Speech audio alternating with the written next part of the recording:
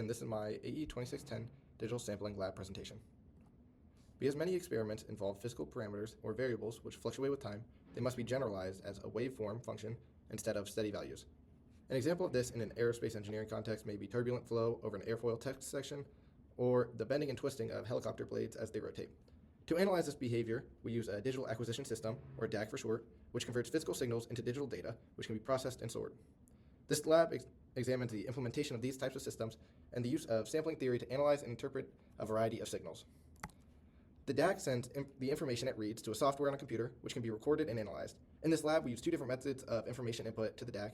One, which the system interfaces directly with the audio jack of a computer for input so that any sounds or signals played on the computer is sent directly to the DAC system. And the other, an external microphone that can be used to record surrounding sound signals. The lab was split into two portions. In one, the DAC was used to identify and classify 11 different audio tracks, and the other was a self-guided experiment using the basis of sampling theory and the capabilities of the DAC system. Here is a table containing the 11 different signals that were analyzed in the first part of this lab. Each track is listed with the type of signal, the signal's peak frequency, and other peak frequencies that were present in the signal. Track 1 was a sine wave with a peak of 100 Hz. Track 2 was a sine wave with a peak of 1,000 Hz. Track 3 was a triangle wave with an initial peak of 1,000 Hz and peaks every 2,000 Hz after the initial 1,000 Hz peak.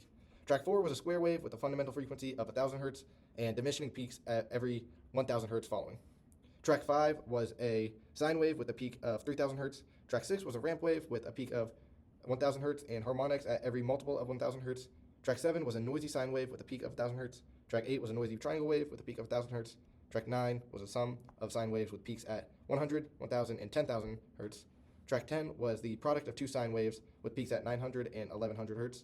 Finally, track 11 was a sine inside of a sine wave, which produced a varying peak frequency.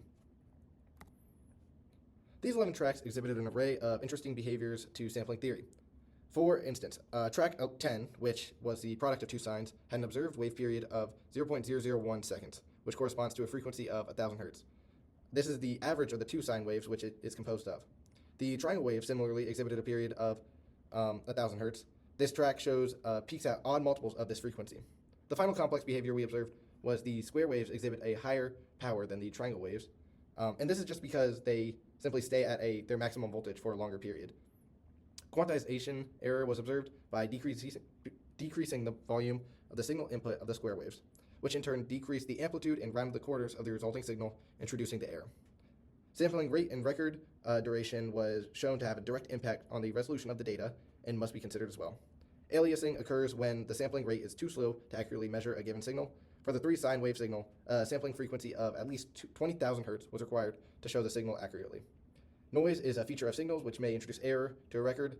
Track 7 and 8 both contain noise and have a signal-to-noise ratio of 126.3 and 59.39 respectively. Finally, a low-pass filter can be used to remove frequencies higher than the specific cutoff frequency. For the three sine wave signal, cutoff of 9,300 Hz can be used to exclude the 10,000 Hz peak. Now to my experiment. The self-guided experiment I conducted involved the examination of the phenomenon known as Helmholtz resonance. Helmholtz resonance is the frequency produced when you blow air across the top of an open bottle. Through this experiment, I hope to gain a better understanding of how and why airflow produces a given frequency. The experiment I designed took the amount of liquid inside of a bottle as the independent variable and produced the frequency of the tone as the dependent variable. Through this experiment, I hope to characterize the relationship between the amount of water and the Helmholtz resonance frequency produced. So here is my experimental procedure. It was rather simple, and for this experiment, required the DAC system, the microphone attachment, and a 24-ounce water bottle. You can use a different water bottle, but it would produce different results than the one I got. The settings for the recording on the DAC utilized a sampling rate of 22,000 Hz and a record length of 1,024. These were standard upon startup.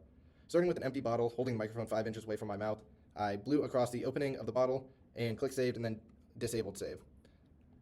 Then fill the bottle with 4 ounces of water and repeat the recording process.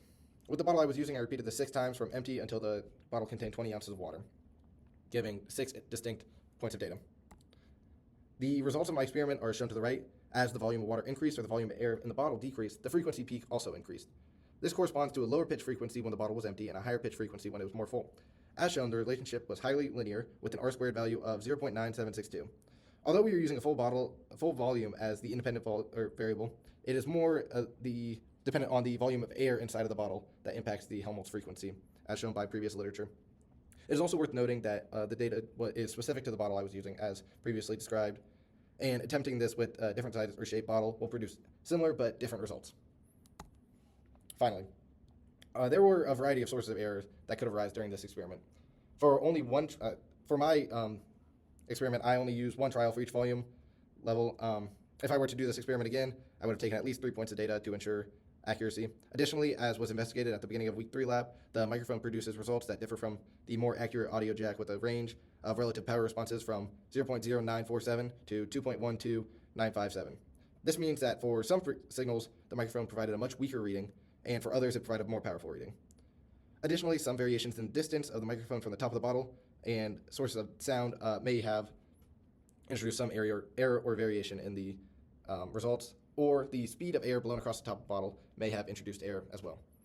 Other than that, the experiment was rather successful, resulting in a determination of a linear relationship between the Helmholtz frequency and the volume of water inside the bottle.